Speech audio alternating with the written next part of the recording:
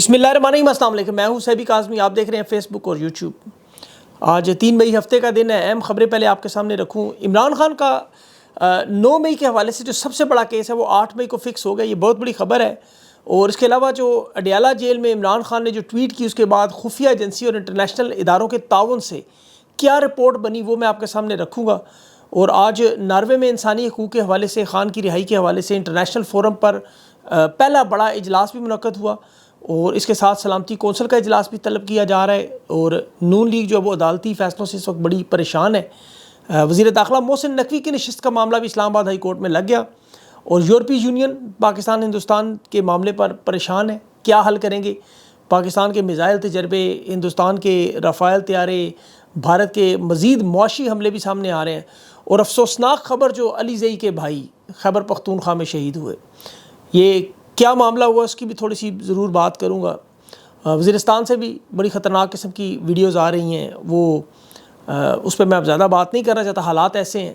اور تحریک انصاف کے عظیم الشان جلسے کی کل ہنگو میں تیاری بھی ہے، اور فیاض الحسن چوہان کے ساتھ آج تحریک انصاف کے کارکنوں نے کیا کیا، کیوں بھاگنا پڑا اسا، اور اسرائیل میں لگی ہوئی آگ بھی تمام ریکارڈ توڑ چکی ہے، ایمرجنسی وہاں نافذ ہو چکی ہے۔ لیکن سب سے پہلے خان کے معاملے پر ناروے میں جو آج نائب وزیر خارجہ، وہاں پر انسانی حقوق کمیٹی کا ایک بڑا اجلاس ہو رہا ہے، وہاں حکومتی سطح پہ تحریک انصاف کے رہنما زلفی بخاری وہاں موجود ہیں۔ یہ انٹرنیشنل میڈیا اور فورم پر کافی سارا کام ہو رہا ہے۔ ناروے سے یہ سلسلہ شروع کرنے کی ان کی ایک کاوش ہے کہ یورپ کے باقی ممالک تک اس سلسلے کو لائیں، اور اس میں مزید یورپی ممالک میں بھی حکومتی سطح پر یہ اجلاس میں یہ ایک پروجیکٹ کے طور پہ کام کریں۔ کچھ اور پاکستانی بھی عمران خان کے کیس کو دنیا میں ہائی لائٹ کرنے کے لیے انٹرنیشنل کورٹس کے معاملات کی طرف وہ بھی تیاریاں کر رہے ہیں۔ اب اس میں بہت ساری چیزیں ایسی ہیں جو قبل از وقت، ایک تو معلومات کم ہے، ظاہر ہے وہ لوگ یہ تفصیل نہیں بتانا چاہتے کیونکہ پھر ان کو سبوتاج کرنے کی کوشش شروع ہو جاتی ہے۔ وہ بڑی خاموشی سے اس دفعہ کام کر رہے ہیں، وہ نہیں چاہتے کہ ہائی لائٹ ہو کوئی چیزیں، لیکن میں اتنا بتا سکتا ہوں کہ آنے والے ہفتوں میں کچھ بریکنگ خبریں ضرور آئیں گی۔ عمران خان کے کیس لاہور ہائی کورٹ میں جو پیش رفت، بہت بڑی پیش رفت ہوئی، کیس لگ نہیں رہے تھے۔ اب یہ 8 مئی کو 8 مقدمات کی ضمانتوں کا سماعت 9 مئی کے معاملے پر شہباز رضوی اور طارق باجوہ جج سنیں گے۔ رجسٹرار آفس نے ایک آز لسٹ جاری کر دیا، اور یہ 9 مئی کے حوالے سے دیکھیں بڑا اہم معاملہ ہے۔ اب اس میں اعجاز چودھری صاحب کی ضمانت کے بعد اور سالار کاکڑ کا خیر وہ تو 26 نومبر تھا، لیکن ان ضمانتوں کے بعد اب یہ نظر آ رہا ہے کہ اسٹیبلشمنٹ یہ ان کو اس فیصلے کو پائے تکمیل تک پہنچانا چاہتی ہے۔ 9 مئی پہ اب جو لائے عمل ظاہر ہے ان کا نظر آئے گا کہ اسٹیبلشمنٹ کیا سوچ رہی ہے۔ القادر ٹرسٹ کے بھی 8 مئی کو آپ کو پتہ ہے معاملہ، تو یہ جو 9 مئی آ رہا ہے اس میں بڑے سرپرائز آ سکتے ہیں۔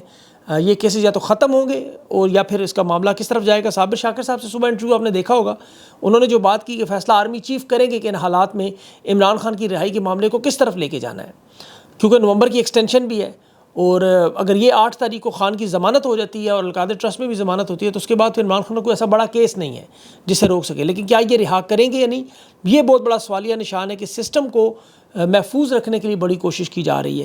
تحریک انصاف کے کچھ ایسے لوگ جو پارٹی چھوڑ کر گئے وہ بھی اس پہ کام کریں، اس کی میں آگے تفصیل آپ کو بتاتا ہوں۔ لیکن ابھی چونکہ علی زئی ہمارا پیارا دوست بھائی، اس کے بھائی کی جو شہادت ہوئی، 2 سال سے علی فسطائیت کا سامنا کر رہا ہے، جس پہ تمام صحافی اس وقت ہم جھلس رہے ہیں، اس فسطائیت کا سامنا کر رہے ہیں۔ علی کا بڑا بے باک سٹائل ہے، آپ کو پتہ، کھل کے بات کرتا ہے، حقائق عوام کے سامنے رکھتا ہے، تلخ حقیقت بیان کرتا ہے، اور اس کی قیمت آج اس نے اپنے بھائی کے خون سے ادا کی ہے۔ یہ نامعلوم لوگ اب تو سب کو معلوم ہے علی زئی کے بھائی کو جس طرح ہری پور میں شہید کیا گیا۔ اب خیبر پختونخوا میں تو آپ کو پتہ ہے تحریک انصاف کی 90% اکثریت ہے، مقبولیت ہے، ووٹ ہے، حکومت کی ذمہ داری ہے کہ ان قاتلوں کو بڑھے، لیکن وجہ سب کو پتہ ہے کہ علی زئی کے بھائی کو کیوں شہید کیا گیا، کہ کسی کے ساتھ ان کی کوئی دشمنی نہیں ہے، سادی سی بات ہے۔ فیصل امین خود گنڈاپور کے بھائی وہ کر رہے ہیں اس کی تفتیش، صوبائی وزیر بھی علی امین کے گھر گئے ہوئے ہیں، وہ مینا افریدی اور عدیل اور اس طرح کے کچھ لوگ، لیکن وجہ سادی سی ہے، سوشل میڈیا کو خاموش کرنا، وہی حربے۔ آج دیکھیں یوم صحافت بھی ہے، 3 سال سے فسطائیت اور ظلم کا سامنا پاکستانی صحافی کر رہے ہیں۔ ارشد شریف کی شہادت سے لے کر آج تک یہ جو مشکل اور کٹھن راستہ ہے، اس میں قربانیاں ہیں، دکھ ہے، فسطائیت ہے، ظلم ہے، ہر قسم کا جبر ہے۔ اب وجہ صرف یہ خاموش ہو جائے، صحافت تو اب یہ نہیں رہی ہے، تو کانٹوں کی سیج ہے، ایک آگ کا دریا ہے جس میں ڈوب کے جانا ہے۔ یہ ایک نظریہ ہے جو اب حق اور باطل کا فرق سمجھاتا ہے، اس پہ ڈٹ کر کھڑے بھی ہوں گے، شہادتیں بھی ہوں گی، نقصانات بھی ہوں گے، اس کی قیمت بھی ادا کرنی ہوگی، لیکن یہ ایک فرض ہے، ایک جہاد ہے۔ آپ کو پتہ ہے یہ شہادتیں مزید مضبوط کریں گی، یہ فسطائیت کا آخری درجہ ہے کہ جب شہادتیں ہونی شروع ہو جائیں گی، لیکن چونکہ ہم سب مسلمان ہیں، ہمارا ایمان ہے کہ موت آپ کو پتہ ہے برحق ہے، جس نے اس دنیا سے جانا ہے اس نے جانا ہے. اللہ علی کو صبر دے. اب اس کے پاس کھونے کو کچھ نہیں. اب اس کی تلخیاں اس صحافت میں کس رنگ میں آئیں گی، اس میں خون بھی ہمارا شامل ہے. اب تو خون شامل ہو جائے تو آپ کو پتہ ہے پھر آواز مزید گونجدار ہوتی ہے. اور تحریک انصاف کے لوگ تو، پاکستان کی عوام تو آپ کو پتہ ہے 3 سال سے قربانیوں کی ایک سیریز ہے. ابھی خواتین کو دیکھیں، سنم جاوید کو جس طرح جیل سے اٹھایا گیا. اب وہ تشدد کی رپورٹ پنجاب پولیس کی سرکاری میڈیکل رپورٹ میں 13 تشدد کے نشانات نظر آ رہے ہیں. مطلب یہ اس حد تک گرے ہوئے ہیں. لیکن ظاہر ہے ہم لوگوں نے اپنا اپنا کام کرنا ہے. لوگوں کو اغوا کرنے سے، جیلوں میں ڈالنے سے یا شہید کرنے سے خاموش تو نہیں کروا سکتے. روز 10 لوگ مزید پیدا ہوں گے. یہ آپ، میں اس کو دیکھیں اس طرح دیکھتا ہوں کہ واقعہ کربلا میں یزید سمجھ رہا تھا اس نے خاندان رسالت کے سارے چراغ بجھا دیے، سارے شہید کر دیے. لیکن کیا اسلام زندہ ہوا یا نہیں؟ تو شہادتوں سے، قربانیوں سے کبھی کوئی مقصد ختم نہیں ہوتا. اس میں مزید طاقت آتی ہے. اللہ علی کو حوصلہ دے، صبر دے، اس کے بھائی کو بلند درجات دے.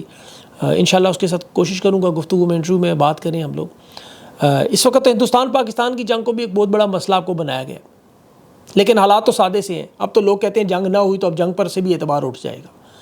اربوں ڈالرز دونوں ممالک لگاتے ہیں، دفاع پر بھی، میزائل پر بھی، جہازوں پر بھی، نت نئے تجربات پر بھی. ہندوستان ایک بہت بڑی معاشی طاقت ہے، لیکن وہاں پہ بھی غربت ہے، مسائل ہیں. اگر وہ اپنے دفاع پر لگائیں تو ظاہر ان کی عوام بھی خوشحال ہو. یہاں پاکستان میں تو 70% سے زیادہ آبادی خطے غربت سے نیچے ہے. ہمارا تو سب کچھ ہی لوٹا ہوا ہے اس وقت. جنگیں تو مسائل کا کسی کا حل نہیں ہے، لیکن اس دفعہ عوام کی خواہش ہے کہ دونوں افواج سے شہادتیں ہوں اور غازی بھی ہوں. یہ بڑے بڑے تمغے، میڈلز ہم دیکھتے ہیں، ان کا ثبوت لوگ دیکھنا چاہتے ہیں. اصل حالات تو اس وقت یہ ہے کہ دونوں ممالک میں آپ کو پتہ ہے نورہ کشتی کہا جا رہا ہے.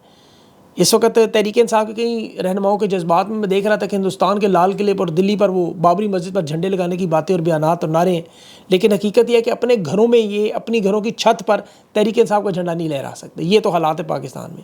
بیانیے کی ساری جنگ لڑی جا رہی ہے، ہندوستان میں بھی پاکستان میں بھی. دونوں طرف سے یوٹیوب چینل شہید کرے جا رہے ہیں، اور ایکس اور ٹویٹر کے اکاؤنٹ دھڑا دھڑ چوکیاں فتح ہو رہی ہیں. ان کے اعلانات روز سنتے ہیں. ہندوستان نے اتنے چینلز بلاک کر کے کامیابی حاصل کر لی. پاکستان کا جواب آتا ہے کہ انہوں نے اتنے اکاؤنٹ شہید کر دیے. فرق اس میں کیا ہے کہ پاکستان میں البتہ جو اکاؤنٹس ہیں وہ پاکستانیوں کے بھی بلاک ہیں.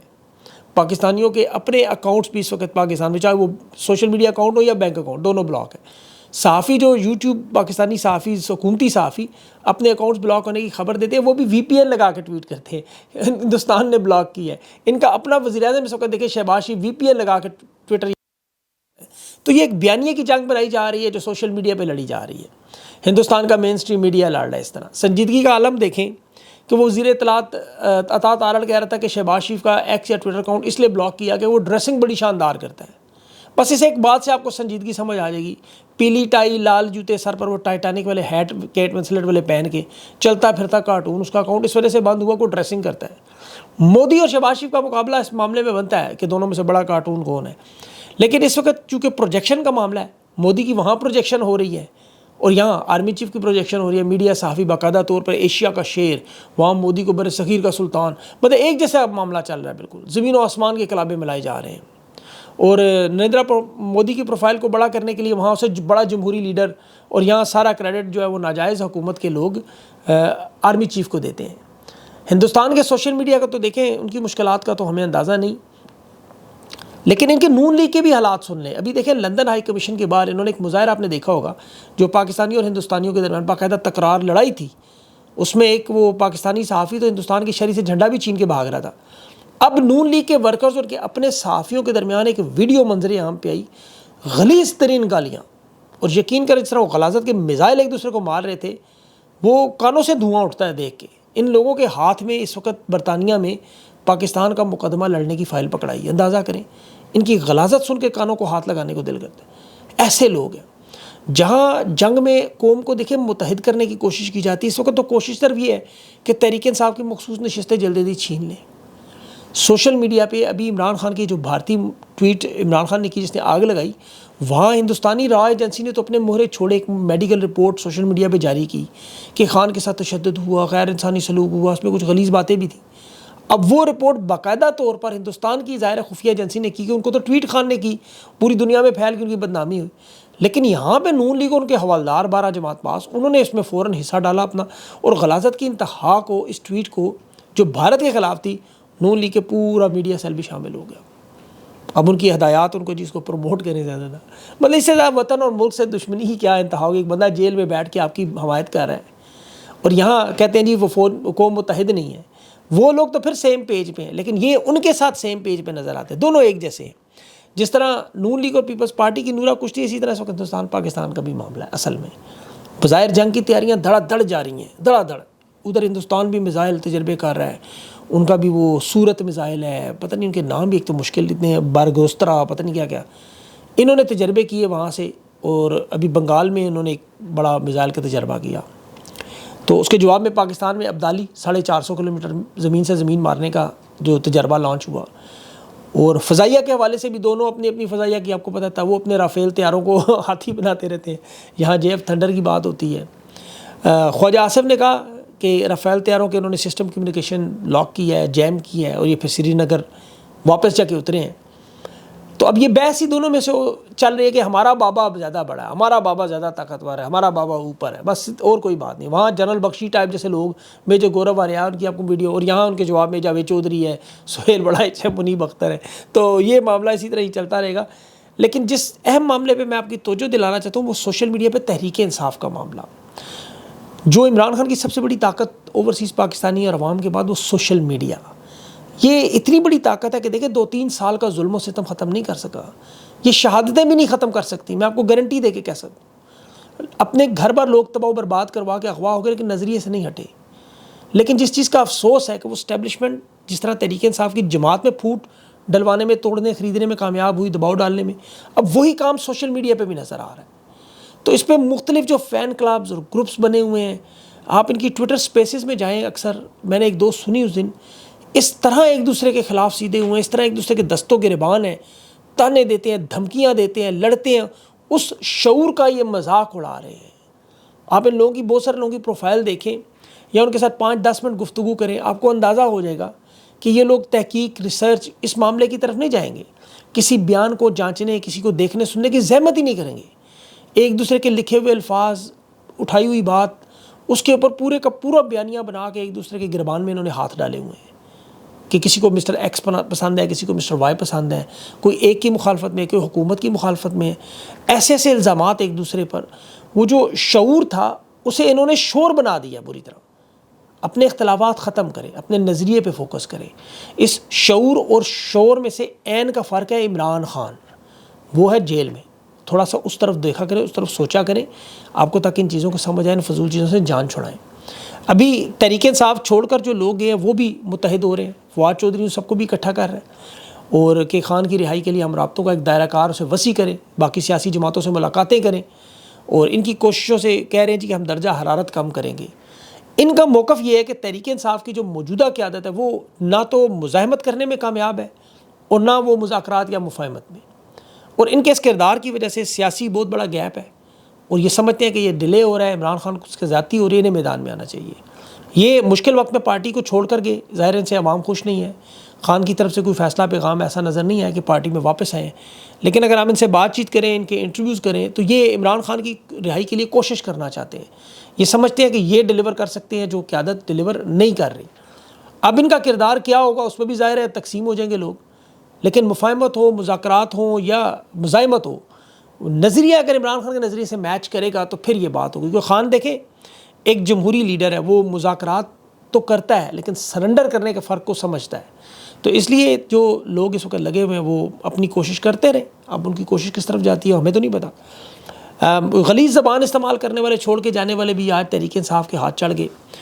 وہ ایک فیاض الحسن چوہان نامی شخص جو اکثر آپ کو غلاظت اور گندگی کی باتیں کرتے ہیں، آج لوگوں کو تہذیب سکھا رہا تھا وہ، کیونکہ تحریک انصاف کے لوگوں کے ہاتھ آ گیا.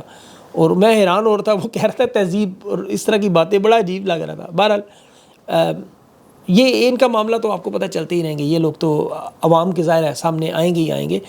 اس کے علاوہ کچھ اور مزید چھوٹی خبریں ہیں، لیکن میری کوشش ہے کہ ان کو اگلے ویلاگ میں کروں. ابھی میری 2-3 انٹرویوز ہیں، وقار ملک ہیں، علی زئی ہیں اور نورین خان صاحبہ ہیں. ان تینوں سے بات چیت کرنی ہے، اس لیے وقت بہت محدود ہے. اپنا خیال رکھیں، مجھے اجازت دیں. اللہ حافظ.